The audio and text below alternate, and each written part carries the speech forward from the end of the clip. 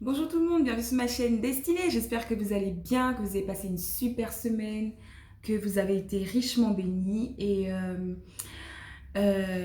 Voilà, merci à tous les nouveaux abonnés. J'ai vu qu'il y avait de nouvelles personnes qui s'étaient abonnées à mon like.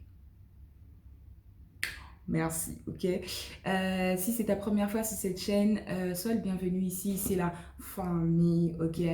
Donc si tu ne le sais pas, je suis une jeune chrétienne et ce que j'aime le plus, c'est partager l'évangile, la bonne nouvelle. Et donc sur cette plateforme, j'essaye tout simplement de partager avec toi ce que j'ai le plus cher, qui est la parole de Dieu euh, à mon échelle, ok.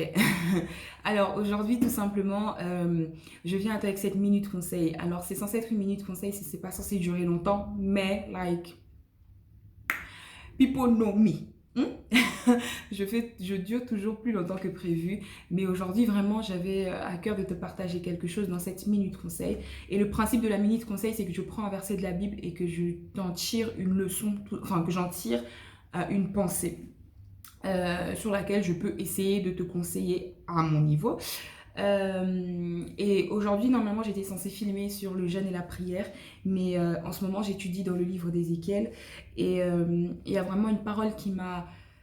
Enfin, il y a vraiment tout un verset qui a vraiment retenu mon attention dans le début de cette étude et que je voulais partager avec toi et qui va totalement dans le sens du jeûne et de la prière. Donc si tu es chrétien, je t'invite à sortir ta Bible et à prier en même temps que moi. Je vais lire dans Ézéchiel 3, du verset 22 jusqu'au verset, jusqu'au verset 24. Je vais essayer 22-24, ok? La parole de Dieu déclare: Là encore, la main de l'Éternel fut sur moi, et il me dit, lève-toi, va dans la vallée, et là, je te parlerai. Donc c'est vraiment ce verset-là qui a retenu mon attention. En général, dans le jargon chrétien, on différencie la vallée de la montagne.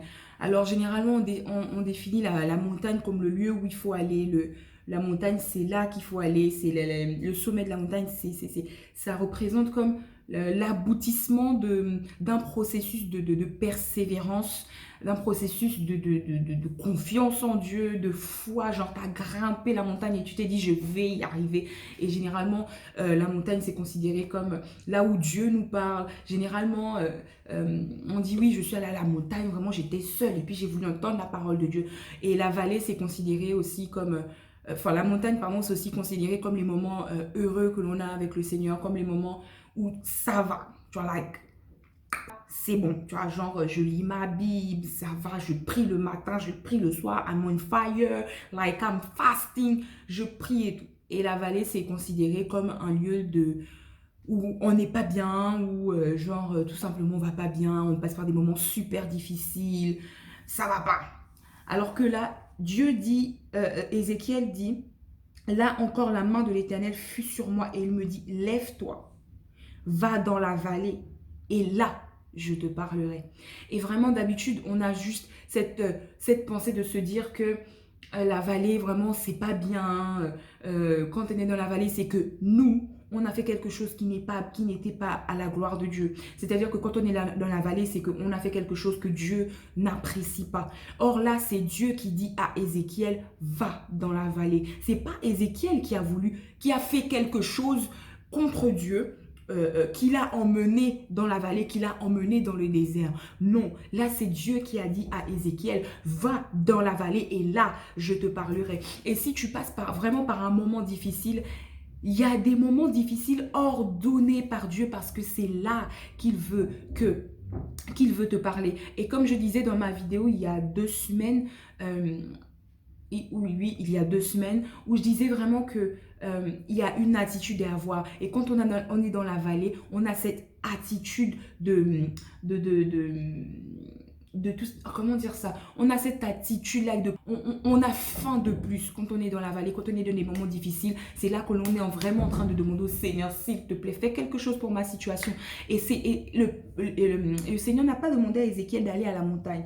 Le Seigneur n'a pas demandé à Ézéchiel de monter et d'aller encore plus haut. Non, le Seigneur a demandé à Ézéchiel d'aller dans la vallée. Et si tu te trouves dans une situation difficile aujourd'hui, j'ai juste à cœur de t'encourager, de te dire, c'est peut-être une situation ordonnée par Dieu, où il veut que là, tu l'écoutes, où il veut te parler dans cette situation.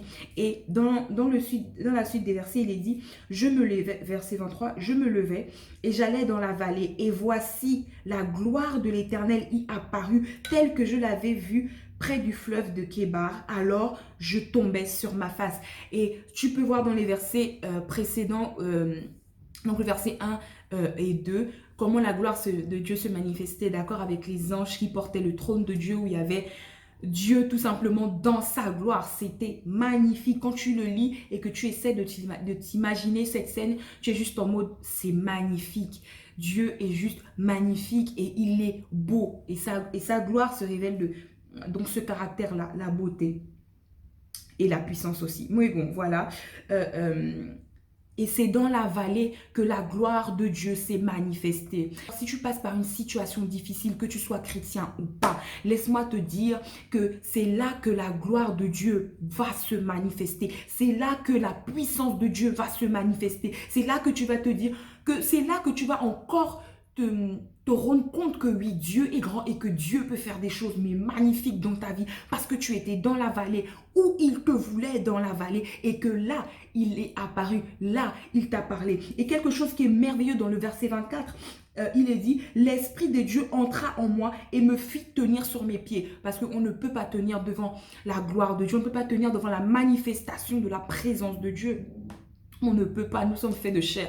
On ne peut pas tenir devant la sainteté de Dieu, d'accord? Donc c'est l'Esprit de Dieu qui a permis à Ézéchiel de tenir, Ézéchiel debout face à la gloire de Dieu. Et il est dit, et l'Éternel me parla, ok? Et dit, va t'enfermer dans ta maison. Sachant qu'au verset 22, Dieu avait bien dit, et je te parlerai. Donc quand Ézéchiel a obéi, il est allé à la vallée, il n'a pas dit non mais Seigneur, pourquoi je passe par cette vallée? Mais mince alors, qu'est-ce qui se passe selon ma vie? Non, Ézéchiel est allé à la vallée. Il a dit, ok, si c'est là que tu me veux Seigneur, j'irai dans cette vallée. Il est allé à la vallée. Il a obéi et là, il a vu la gloire de Dieu et ensuite, Dieu lui a parlé. Ce qui montre aussi que Dieu est fidèle à sa parole. Dieu a dit qu'il parlerait dans la vallée et Dieu s'est manifesté et ensuite a parlé. Il a dit, va t'enfermer dans ta maison. Et c'est là que il y a cette corrélation avec le jeûne et la prière. Dieu, quand il nous demande de nous enfermer, en fait, Dieu, quand on passe par la vallée, il est tout simplement en train de nous dire, mon fils, ma fille, tu passes par ce moment difficile parce que je veux te mettre à part. Je veux que tu t'enfermes. Je veux que tu te mettes à part, que tu fasses quelque chose. Je veux tout simplement que tu me cherches. Je veux tout simplement te parler, que toi et moi, dans le lieu secret, va dans ta maison et enferme-toi. Ok, et peut-être qu'on pouvait se dire, mais Dieu pouvait dire plus. Si Dieu a fait déplacer Ézéchiel dans la vallée, c'est que Dieu voulait dire beaucoup plus. Mais non, Dieu a seulement dit, va dans ta maison. Ok, va t'enfermer dans ta maison. Fils de l'homme, voici, on mettra sur toi des cordes avec lesquelles on te livrera afin que tu n'ailles pas au milieu de. C'est-à-dire que là, une fois que Ézéchiel est rentré chez lui et qu'il s'est enfermé et que là, il a pu être en intimité avec le Seigneur lui a révélé ce qu'il ferait. Et dans Amos chapitre, si je me souviens bien, c'est Amos 3, verset 10. Attends, alors, laisse-moi checker. C'est dans Amos 3, verset 7.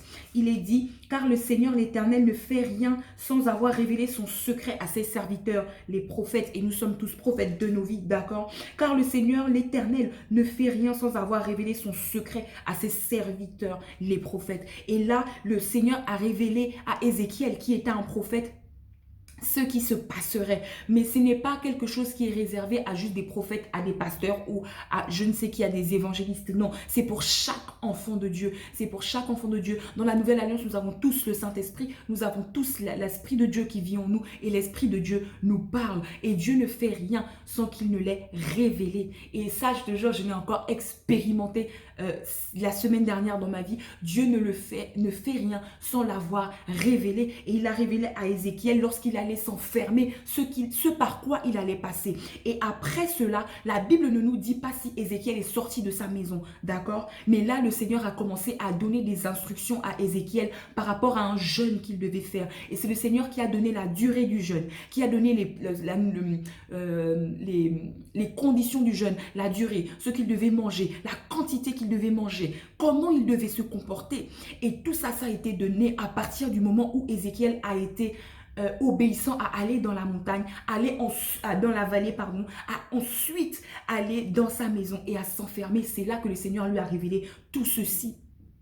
Et c'est là que ça va être dans le sens du jeûne et de la prière. C'est que lorsque le Seigneur te demande de te mettre à part, lorsque le Seigneur te demande de passer par la vallée et qu'il va te parler, de te mettre à part pour qu'il te parle par rapport à quelque chose, le jeûne et la prière peuvent faire partie de cela où tu te mets à part, tu jeûnes, tu pries pour entendre la voix de Dieu pour une direction. Tu te mets à part. Et vraiment, c'est ce que j'avais à cœur de te dire aujourd'hui. Je ne sais pas si tu as compris quelque chose de cette vidéo, mais la pensée, c'était surtout pour le verset 22 où le Seigneur dit que le Seigneur nous emmène dans la vallée. Parfois, c'est le Seigneur qui nous emmène dans des moments difficiles et on se demande, mais pourquoi je passe par là? C'est parce que le Seigneur veut te rencontrer dans cette situation difficile, veut te faire goûter à quelque chose de nouveau. Si tu n'étais pas dans l'adoration, commencez à te faire vivre quelque chose de nouveau dans l'adoration. Si tu ne connaissais pas encore les chants spontanés, commencez à te donner des chants spontanés. Si tu n'avais pas une vie de jeûne et de prière, commencez à te donner une vie de jeûne et de prière. Tout simplement, il veut te rencontrer là, dans cette période difficile, dans la vallée, pour te faire après monter et aller de gloire en gloire. Il veut te donner quelque chose de nouveau et vivre quelque chose de nouveau avec toi. C'était ça la pensée principale. J'espère que tu as été béni. J'espère que cette vidéo t'a touché, pas t'a touché, mais t'a fortifié. Et normalement, cette fois-ci, on se retrouve la semaine prochaine pour une vidéo sur le jeûne et la prière. On parlera de pas de comment jeûner, mais on parlera du jeûne dans l'Ancien Testament et dans le Nouveau Testament. Voilà, don't forget that Jesus is our King, God is our Father. He doesn't make differences between his children. He loves us the same way, guys. Until next time, don't forget to pray and to read your Bible. Peace out.